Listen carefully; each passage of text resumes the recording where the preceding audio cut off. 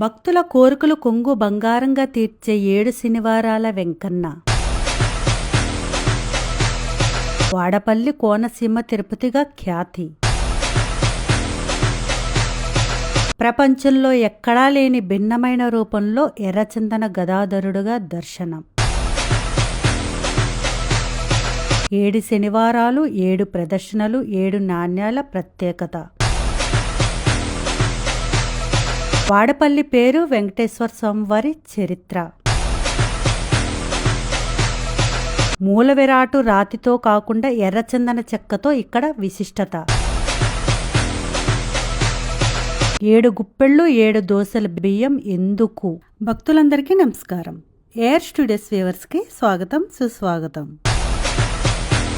ఇప్పుడు మీకు మన దక్షిణ భారతదేశంలో అలాగే మన తెలుగు రాష్ట్రాల్లో ప్రసిద్ధ పుణ్యక్షేత్రం, అత్యంత మహిమాన్వితమైన వాడపల్లి స్వయంభూ శ్రీ వెంకటేశ్వర స్వామివారి ఆలయాన్ని మీకు ఇప్పుడు చూపించబోతున్నానండి. ఈ పుణ్యక్షేత్రాన్ని చూపించడమే కాకుండా ఇక్కడ జరిగే పూజలు, ప్రత్యేక పూజలు, 7 శనివారాల ప్రత్యేకత, అలాగే టైమింగ్స్, ఆలయ చరిత్ర, వివాహానికి అలాగే విదేశ ప్రయాణానికి చేయవలసినవి, పూజా రేట్లు, రూట్ గైడు, అలాగే ట్రాన్స్పోర్ట్, ఇలాగ అన్ని వివరాలు మీకు నేను ఈ వీడియోలో షేర్ చేస్తానండి.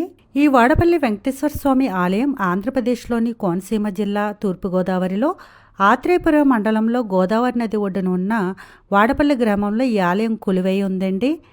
ఇంకా కోనసీమ తిరుపతిగా ఖ్యాతి పొందిందండి. ఈ దేవస్థానం రాజమండ్రికి 25 కిలోమీటర్ల దూరంలో, అలాగే ఆత్రేయపురంకి 5 కిలోమీటర్ల దూరంలో, రావులపాలెంకి 10 కిలోమీటర్ల దూరంలో ఉందండి.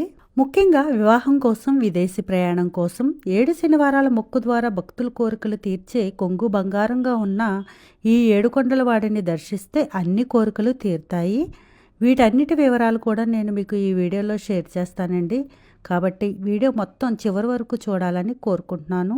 అలాగే ఇప్పటి వరకు మన ఛానల్ని ఎవరైనా సబ్స్క్రైబ్ చేసుకొని వారంటూ ముందుగా నా ఛానల్ని సబ్స్క్రైబ్ చేసుకోండి. అలాగే లైక్, కమెంట్ మాత్రం మర్చిపోవద్దు. ఇంకా ఆలయ వివరాలకు వెళ్ళిపోదాం రండి. ఇక్కడ వెంకటేశ్వర స్వామి శంఖచక్ర నామాలతో గదాధరుడుగా భక్తజనులకు దర్శనమిస్తున్న ఏకైక క్షేత్రం ఈ వాడపల్లి. ఇక్కడ ఎన్నో విశేషాలు.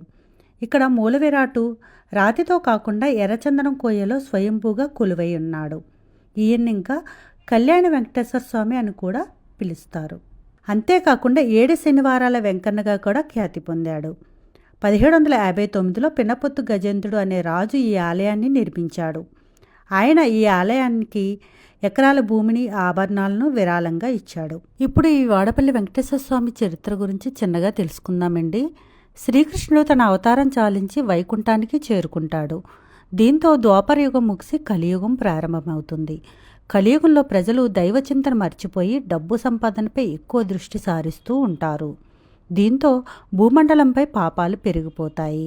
ఈ విషయంపై మునులు తీవ్రంగా భయపడతారు. మునులు నారదుడితో వైకుంఠానికి వెళ్లి ఈ భూమండలంపై జరుగుతున్న విషయాలు విష్ణువుకు తెలియజేయగా ప్రజలను చెడు మార్గం వైపు వెళ్లకుండా రక్షించాలని వేడుకుంటారు. దీంతో విష్ణువు వారికి అభయమిస్తాడు. ఈ కలియుగంలో తాను కలియుగ దైవంగా వెలిసి నిత్యం ప్రజలతో పూజలు అందుకుంటాను అని చెబుతాడు. దీనివల్ల మనుషుల్లో భక్తిభావం పెరుగుతుందని అభయమిస్తాడు. వాడపల్లి స్వయంభుగా వేస్తానానికి వారికి వివరిస్తాడు. కొన్ని రోజుల తర్వాత వాడపల్లి వద్ద ఉన్న గౌతమి నదిలో ఒక చందనం పెట్టె తీరం వైపు వస్తున్నట్లు కనిపిస్తుంది. అయితే దాన్ని గుర్తించి తీసుకురావడానికి వెళితే నదిలో ఆ పెట్టె కనిపించదు. చివరికి వాడపల్లి గ్రామంలో ఒక వృద్ధ బ్రాహ్మణుడు కలలో ఆ పెట్టెలో మహావిష్ణువు లక్ష్మీ సమేతుడై ఉన్నానని, గౌతమి నదిలో శుచిగా స్నానం చేసి వెళితే కనిపిస్తానని చెబుతాడు. దీంతో ఆ తీరంలో ఉన్న ప్రజలు మంగళ స్నానాలు చేసి నదిలోకి వెళితే ఒక పశ్చి నీడలో ఉన్న పెట్టె కనిపిస్తుంది. భక్తి శ్రద్ధలతో ఆ పెట్టెను ఒడ్డుకి చేరుస్తారు. దాన్ని తెరిచి చూడగా శంఖం, చక్రం, గదతో పాటు లక్ష్మీదేవితో శ్రీ మహావిష్ణువు కనిపిస్తాడు.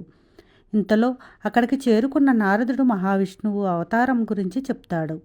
అంతేకాకుండా ఆ మూర్తికి వేం అంటే పాపాలను, కట అంటే పోగొట్టేవాడని నామకరణం చేసి గోదావరి నదీ తీరంలో విగ్రహాన్ని ప్రతిష్ఠింపచేస్తాడు.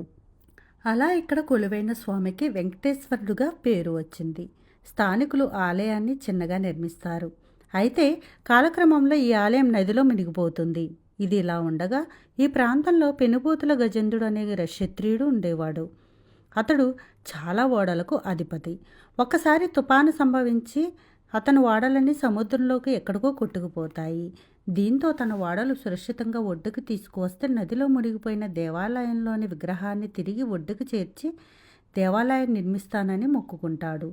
తుఫాను వెలిసాక వాడలు ఒడ్డుకు చేరుకుంటాయి. దీంతో గజేంద్రుడు వాడపల్లిలో ప్రస్తుతం ఉన్న ఆలయాన్ని కట్టించాడని స్థానిక శాసనాలు చెబుతున్నాయి. అందుకే ఈ క్షేత్రానికి వాడలు పేరు నుండి వాడపల్లిగా పేరు వచ్చిందని పురాణాలు చెబుతుంది. ఇంకా రెండవ తిరుపతిగా ప్రసిద్ధి చెందింది కూడా. భారతదేశంలో అశేష భక్తజనం సందర్శించే ఆరాధ్య దేవాలయాల్లో వాడపల్లి ఒకటి.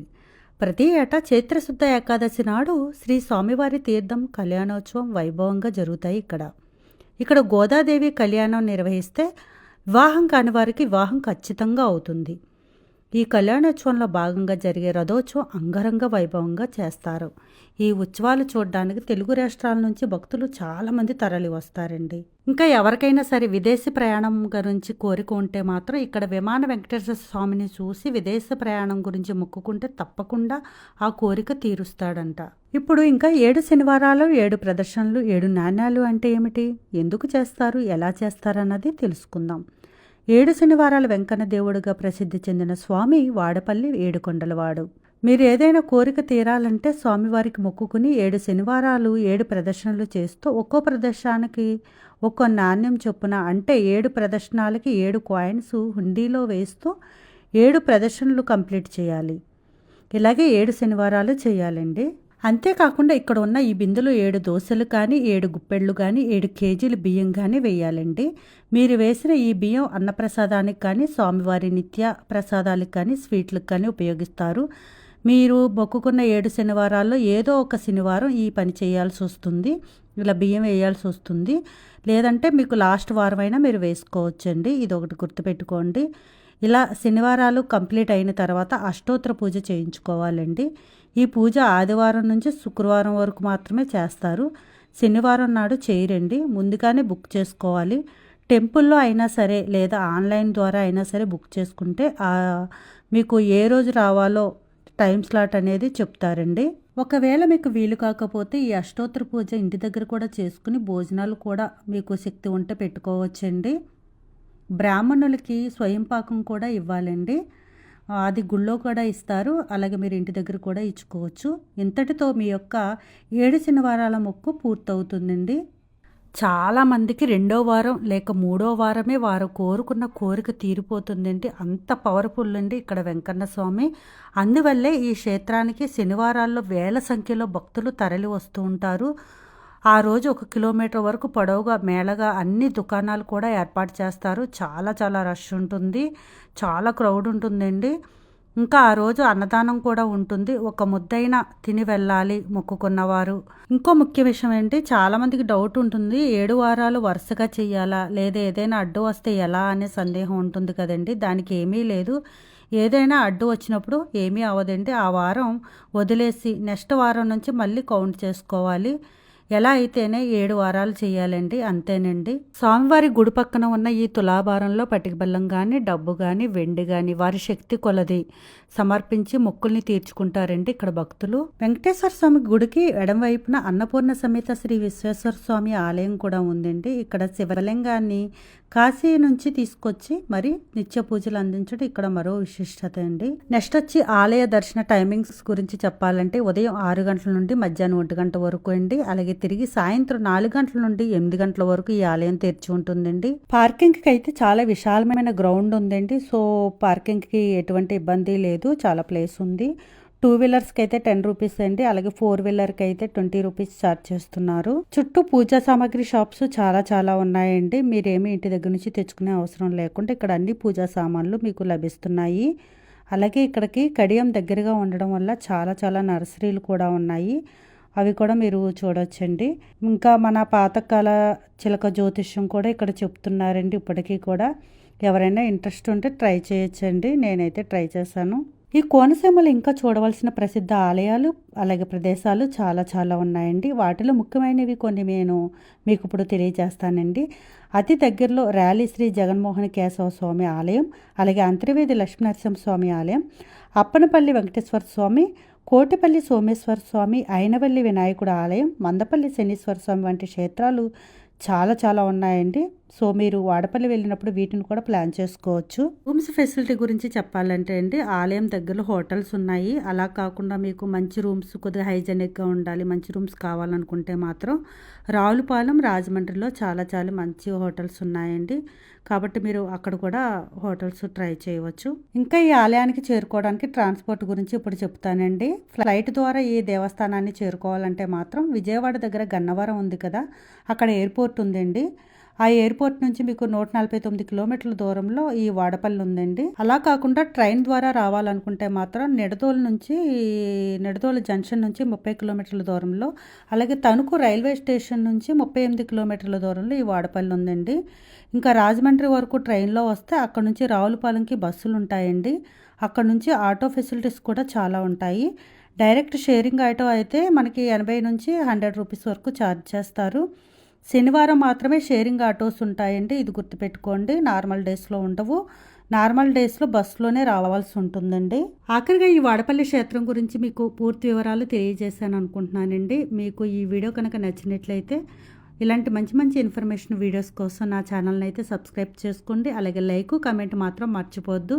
ఇంకా ఏమైనా మీకు ఈ ఆలయం గురించి సందేహాలు కానీ క్వశ్చన్స్ కానీ ఉంటే నాకు కమెంట్ బాక్స్లో కమెంట్ చేయండి, నేను మీకు ఆన్సర్ చేస్తాను.